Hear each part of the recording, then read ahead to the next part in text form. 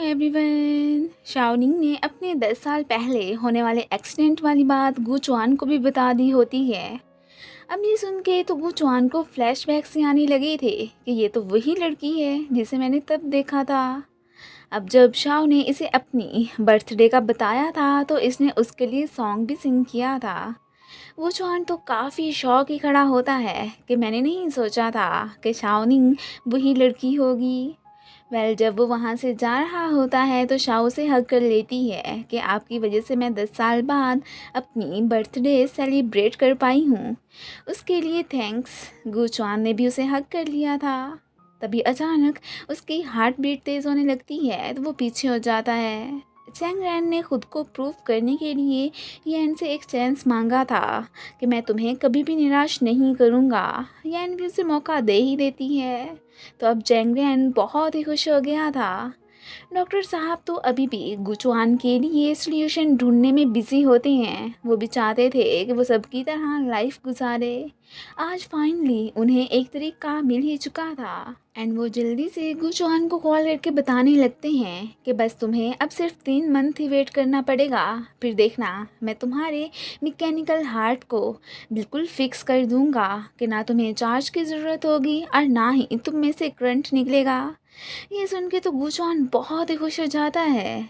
अब जब चैंग रैन घर आता है तो वो उसे शाओनिंग के साथ हुए एक्सीडेंट का भी बताने लगा था कि वो लड़की शाओ ही है। वो भी सरप्राइज रह जाता है कि वाओ दुनिया कितनी छोटी है। अब वो भी कुछ कुछ उस बारे में जानता था। शाओ के डैड, इसके डैड और शू के तीनों एक ही कंपनी में काम करते थे। फिर करप्शन केस में इनकी कंपनी बंद हो गई तो तब सारा ब्लेम शाओ के डैड पे ही डाला गया था। इसके डैड ने तो वहाँ से क्विट करके अपना बिजनेस स्टार्ट कर दिया। अभी जब गुचुआन चेंग रैन को अपने जल्द ठीक होने की न्यूज़ देता है तो उसे बहुत खुशी होती है। दोनों भाई फिर इंजॉय करने ही बाहर जाने लगे थे। अगले दिन शाओ के बालों पे पिन ना लगी देख के गुचुआन तो उसे कह के ही लगवाता है। अब शाओनिंग भी स्माइल करने लगती है। सुमन ने शाओ की सारी डिटेल्स वगैरह निकाल के देख ली थी कि कोई तो मौका मिले कि इसे मैं सबके सामने नीचा दिखा सकूं। तभी उसे पता चलता है कि ये तो करप्शन के केस में फंसे गुआंग की बेटी है। तो वो इस बारे में एक एम्प्लॉय को बता देती है। इसके पीछे भी उसका यही रीज़न था कि ऑफिस में सभी इसे और इसके डैड को लेके पॉइंट आउट करने लगे। और बस फिर क्या था, ऐसा ही होता है। कॉलीग्स शाओ और उसके डैड को लेके गॉसिप्स करने लगी थी। ये सब जो कि उसने सुन लिया था। वो उन्हें खुद को सॉरी बोलने को कहती है कि आप लोगों को कोई हक नहीं है मेरे डैड के बारे में ऐसे बोलने का, वो बिल्कुल भी ऐसे नहीं थे। बट ना, वो तो उल्टा इससे लड़ाई ही करने लग जाती हैं। इतने में गुचुआन भी आ गया था और वो एम्प्लॉयज़ को डांटने लगता है कि इतने सालों में आज तक पर्सनल मैटर्स को लेके ऑफिस में कोई भी बात नहीं हुई तो अब क्यों।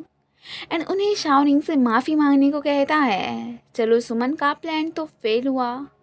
रात को मैसेज करके गुचुआन ने शाओ को कल रेडी रहने को कहा था कि हम मिलके आउटिंग पे जाएंगे। वो भी खुश हो जाती है।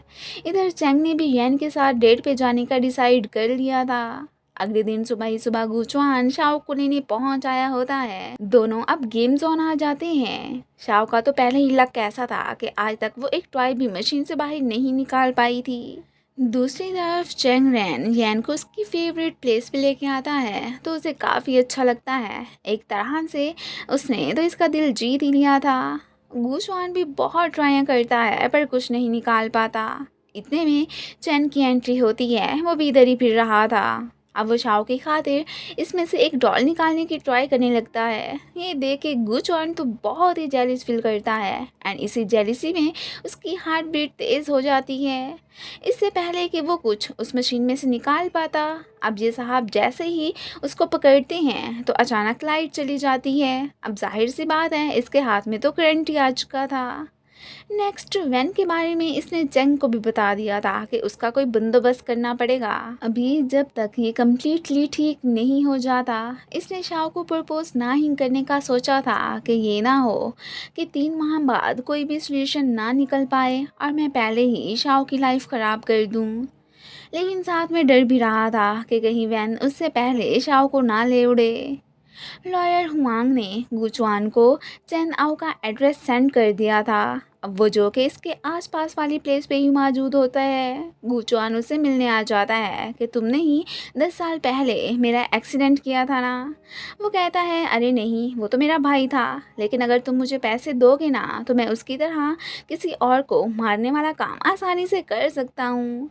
फिलहाल तो गुचुआन उसका नंबर ले लेता है कि बाद में हम कभी मिल लेंगे। और इधर किसी ने इनकी फ़ोटोज़ बना ली थी और असल में ये तो असिस्टेंट लियो का ही स्पाई था। अब असिस्टेंट लियो जब मिस्टर शिव को बताता है कि गुचुआन चेन आओ से मिला है तो वो एकदम सरप्राइज। इधर इसने चेंग रेन को चेन आओ का बता दिया था। इसे तो शक था कि हो ना हो मेरे एक्सीडेंट और तुम पे अटैक करने के पीछे उस बंदे का कोई ना कोई तो रीज़न ज़रूर है और इस सब का लिंक भी। अब इसने और चैन ने मिल के ही चैन आओ से मिलने का डिसाइड कर लिया था, पर उसे तो लिन ने किडनैप करके समुद्र में ही फेंक दिया होता है कि कोई भी इससे राब्ता ना कर पाए। और इधर ये उसे कॉल करता रह जाता है बट वो पिक ही नहीं करता। अब ये परेशान कि उससे क्या हो गया। चैंग रेन असिस्टेंट को चैन आओ की फ़ोटो दिखा के पूछता है कि क्या तुम इस पर्सन को जानते हो। अब अकॉर्डिंग टू प्लान वो इसे झूठ बोलता है कि हाँ बिल्कुल, ये हमारी कंपनी में ही जॉब करता था, बट घपले वगैरह करने की वजह से हमने फिर इसे फायर कर दिया। चैंग तो ये पूछ के फिर वहाँ से चला जाता है। शाओनिंग गुचुआन से आज के दिन की लीव लेती है कि मैं अपने फ्रेंड के साथ आउटिंग पे जा रही हूँ। अब ये भी उसे फॉलो करता हुआ रेस्टोरेंट आ चुका था। अब यहाँ पे उसे वैन के साथ देख के बहुत ही गुस्सा हो जाता है एंड फिर ऑफिस वापस आके सोचने लगा था कि पता नहीं शाओ घर गई भी है या नहीं। शाओनिंग चैन को लेके यैन की प्लेस पे ही आ चुकी थी क्योंकि वो उसका फ्रेंड भी तो था। इनकी साथ में ली गई फ़ोटोज़ जब वो सोशल मीडिया पे देखते हैं तो यहाँ पे ना सिर्फ गुचुआन बल्कि चैंग भी जेलस फील करने लगा था कि जिसकी तुम बात कर रहे थे क्या वो यही लड़का है। आखिर ये उनसे इतना ज़्यादा अटैच क्यों है।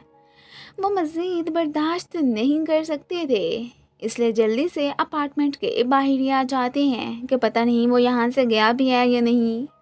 एक बॉय जो कि फूड डिलीवर करने आया था उसे यहाँ से जाता देख के ये दोनों उसे रोक लेते हैं। अब इसका ड्रेस पहन के चैंग रैन तो अपार्टमेंट में ही घुस आया था। गुचुआन तो बाहर ही खड़ा रहता है। अब यहाँ पे यैन को तो साफ पता चल गया था कि ये चैंग साहब ही है। अब गुचुआन जब चैंग को देखने अपार्टमेंट आता है तो तब वो सामने देखता है कि उसकी शामत तो यैन के हाथों आई हुई थी, मीन वो पकड़ा गया। वो गुचुआन को खुद को ज्वाइन करने को बोलती है बट ये वहाँ से भागने की करता है। अब बाद में ही चैंग अपनी जान बचा के इसके पीछे आया था। अगले दिन शाओ जब गुचुआन से अपनी फिर से लीव मांगती है कि मैंने क्लासेस ज्वाइन करने जाना है तो ये एक शर्त पे उसे जाने की इजाज़त देता है कि मेरा नाम भी तुम रजिस्टर करवाओ।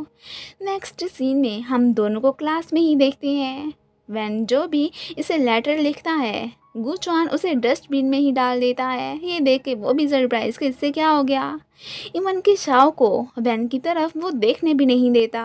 अब सर जो कि ये बात नोट कर चुके थे दोनों को ही खड़ा कर देते हैं एंड साथ में क्वेश्चन पूछने लगते हैं। अब जाहिर सी बात है वैन तो कोई भी जवाब नहीं दे पाता तो सर उसे फिर क्लास से बाहर निकाल देते हैं। अब यहाँ पे वो भी जान ही गया था कि गुचुआन शाओ को पसंद करता है बट अपनी फीलिंग्स शेयर नहीं कर पा रहा है।